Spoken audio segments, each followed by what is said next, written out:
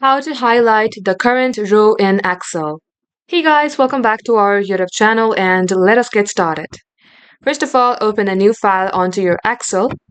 First of all, open a new file of Excel in your PC. Once you do so, you will have the data here, or you can also create some data of your own. Let's select the part where you would like to highlight.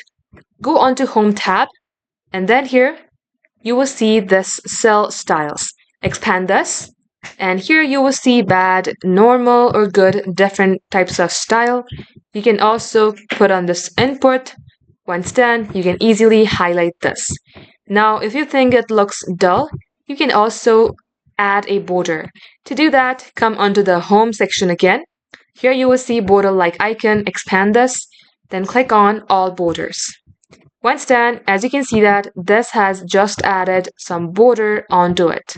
If you would like to make all of it on border, click onto it again, click on all borders.